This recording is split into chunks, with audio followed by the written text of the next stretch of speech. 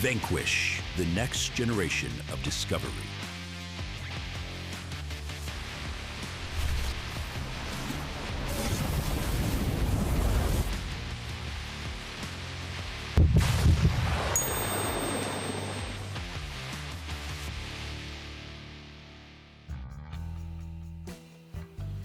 Labas visiems, su jumis Tošis ir šiandien mes turime du detektorius iš 3.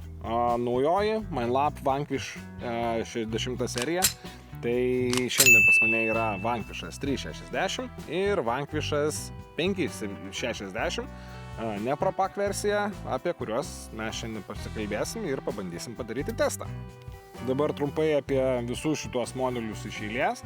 Tai Vanquishas 360 nieko nėra išskyrus garso reguliavimą ir jautrumo reguliavimą. Daugiau nieko neturi, tai yra turi savyje 3 programas, parkas ir paplūdimys, park, beach ir all metal. Jokių reguliavimų, skalė diskriminacijos yra fiksuota, taip kad jūs pačios diskriminacijos negalėsit stumdyti per pačias skales.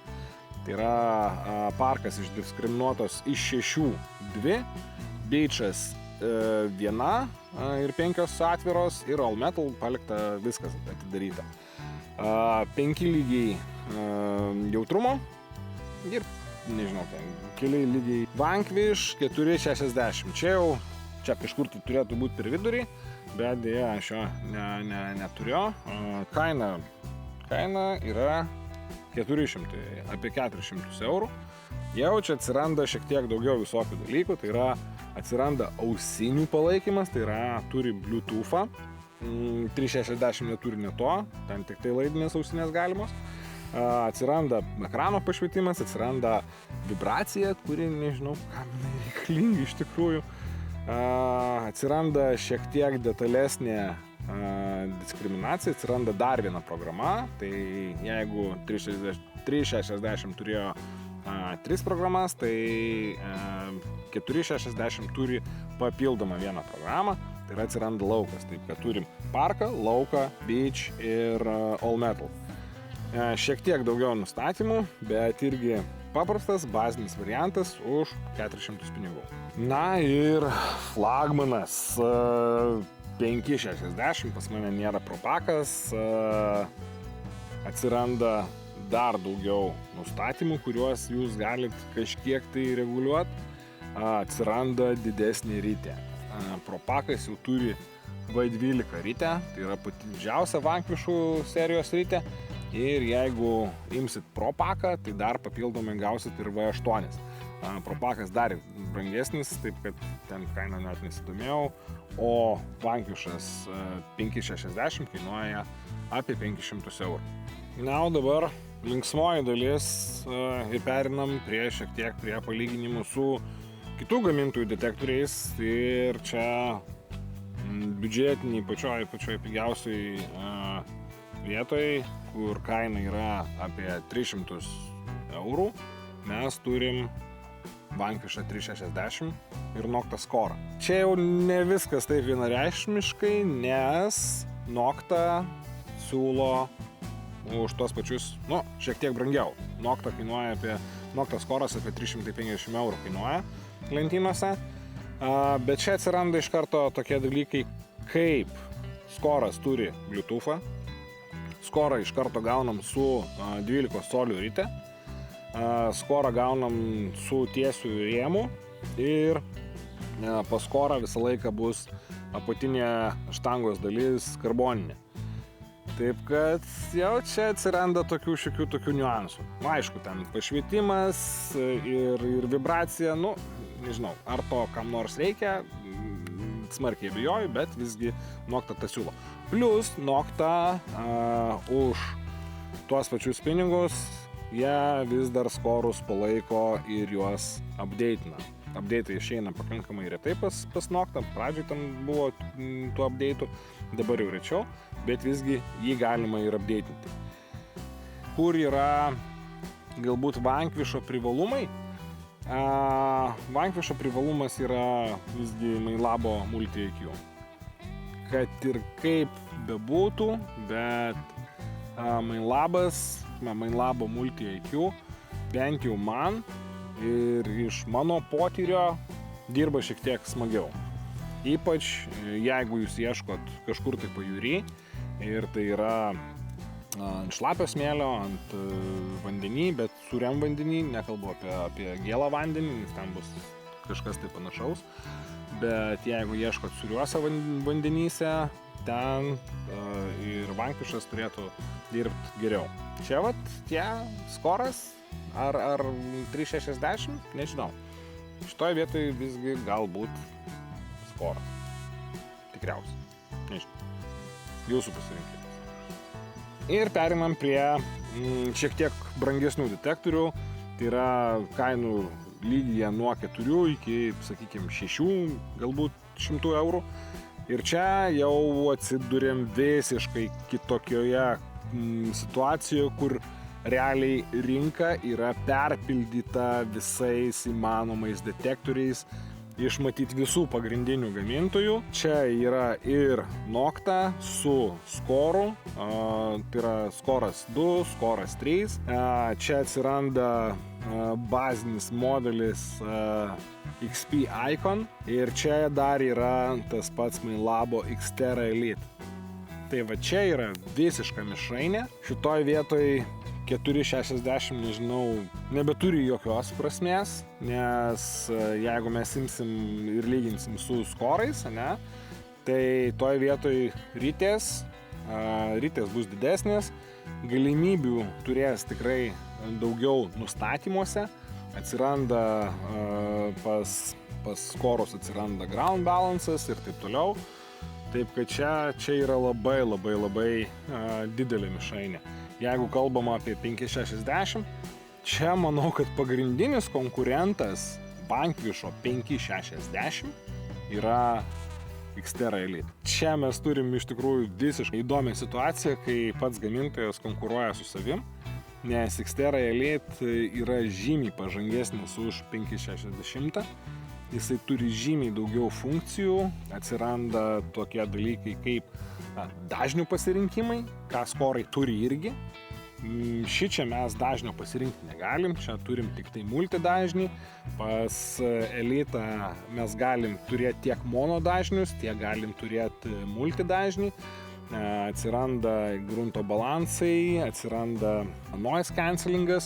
Beje, pas Vanquishus noise cancellingas darosi tik tai įjungiant arba išjungiant. Tai yra, jeigu matai, kad kažkas tai pradėjo trukdyti, išjungiai teką, vėl įjungiai, jisai pasidaro noise cancellingą ir va tokiu principu veikia noise cancellingas. Įdomus sprendimas, nežinau, gal reikėjo padaryti kažkokią tai kitą. Toj vietoj mes turim iš tikrųjų labai didelę mišrainę. Dar netestavau XP Icono X-o, bet čia kaina irgi lygiai ta pati. Už Iconos mokam apie 500 eurų be ausinių. Turim iš tikrųjų labai persotintą rinką šitoj būtent šitam kainų lygyje. Kągi, pasikalbėjom, o dabar lendam į duobę, pasižiūrėsim, ką jie ten gali iš tikrųjų mums parodyti pagal gylį, pasitestuosim, pasižiūrėsim ir ką, dedam taikinius į duobę, ruošiamės ir testuojam. Kaip visą laiką turim 4 taikinius, varės, 2 variukai ir sidabras. Manau, kad 10 cm mes nieko nepridarysim. Taip, sidabras čia, mažas varis, 15 cm. Programa All Metal, žiūrėsim, kas gaunasi.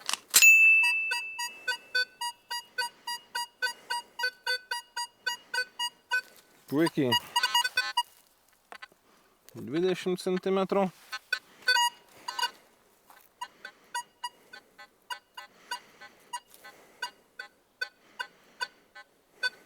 Minusinis VDI.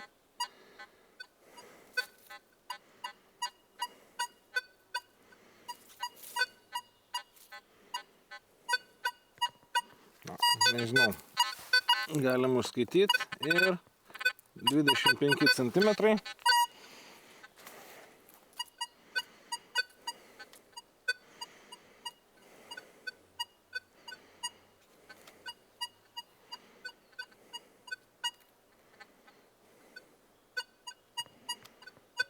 Kažkoks signalas yra.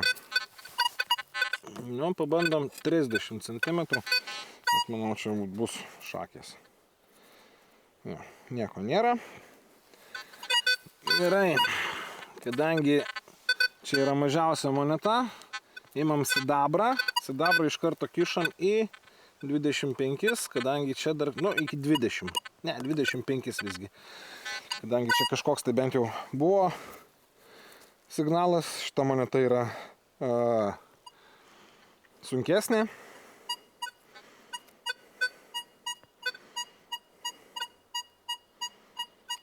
$9.5 ir vidai visai dar neblogas. Pakankamai stabilus. Gerai. 30.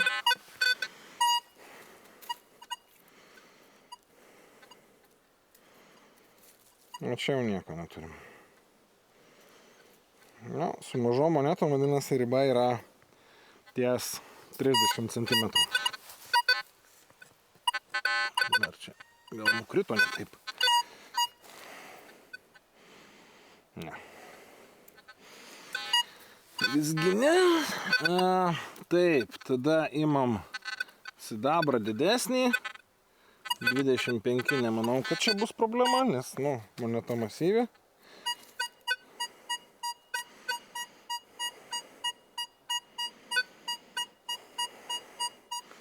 Pasakiškai. 30 cm. Laikos. Taip, kad sidabras 30 cm. Stovi, laikos. Bet reakcijos jokios. Nu ir gerai, paskutinė moneta, didžiausias variokas. 25.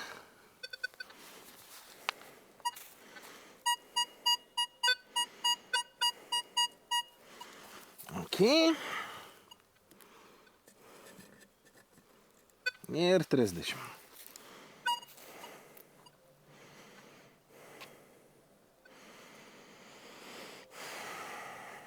Jo.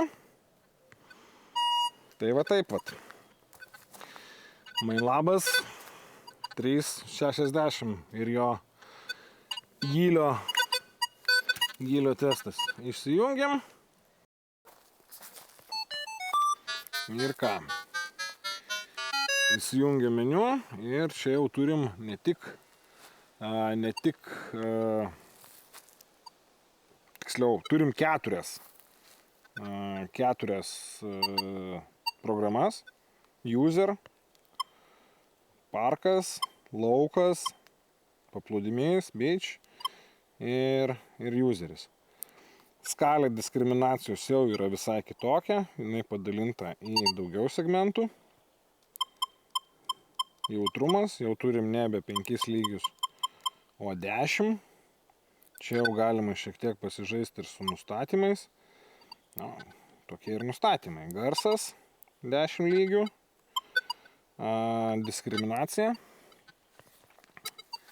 Diskriminacija.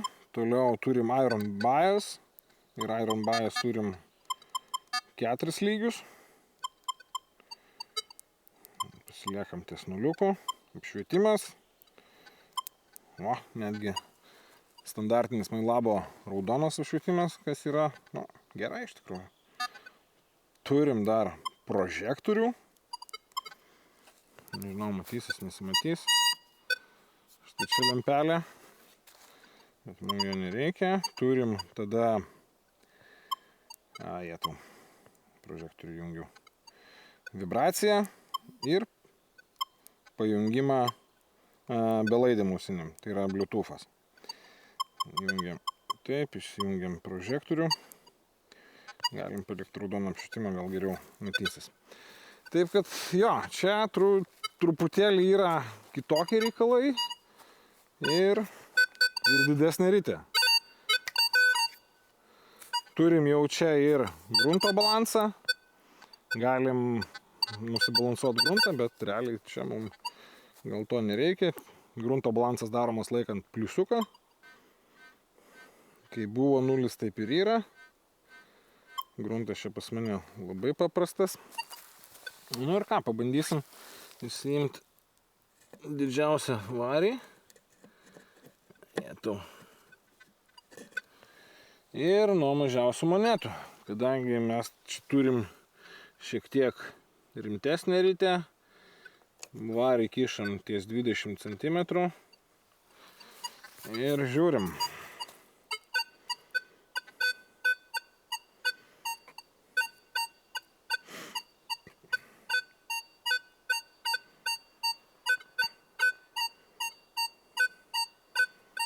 Šokinėjantis, varis mažiau negu gramas. 25.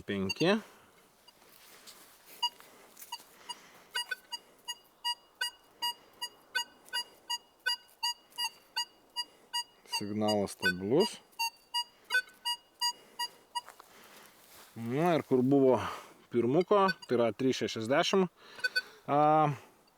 Riba, tai yra 30 cm. Žiūrim, ką mums papasakos šitas daiktas. Taip, dabar tik tai gražiai įsistatyti. Kažko tai mano 30 cm dziurka, ne.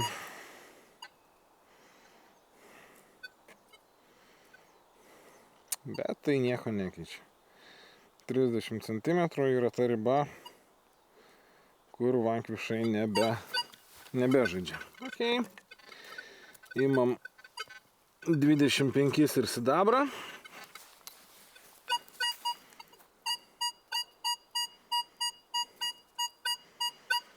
Nuostabus garsas. 30.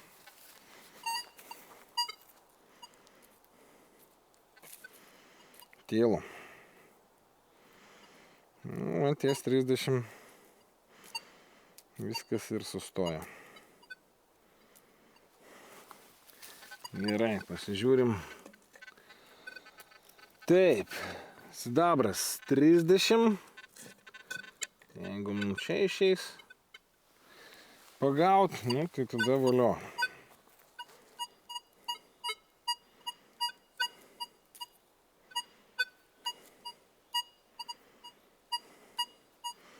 Galim dar pasagą atsidaryti.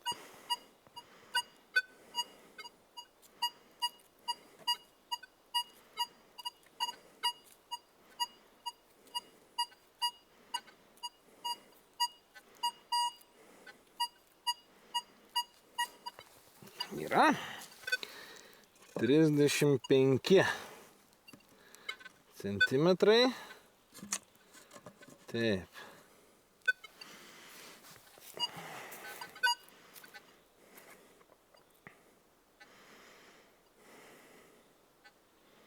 Nope. Taip kad kol kas, matyti dėl pačios ritės formos, nes čia turim 10, o čia turim 12. Tai yra dėl didesnės ritės. Nu, kišam čia 35, žiūrim, kas gaunasi. Arba gaunasi, arba nesigauna. Didžiausia mano moneta.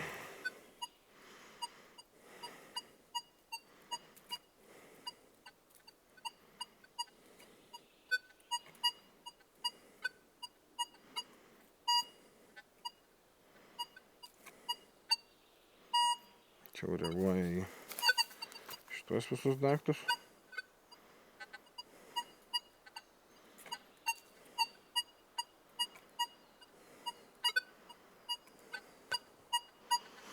Kažkoks signalas yra. Nu ir ką, pabandom. 40.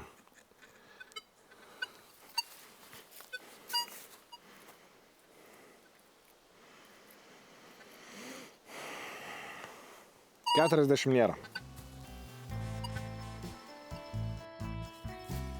Na ką, ištestavom šitos detektorius. 3,60, 5,60 ir pabandom apibendrinti. O apibendrinimas, bent jau mano galva, gaunasi labai paprastas. Jeigu turit pinigų apie 300 eurų, aš visgi, nežinau, mano nuomonė, jo, konkuruojam tarp Nokascoro ir 360.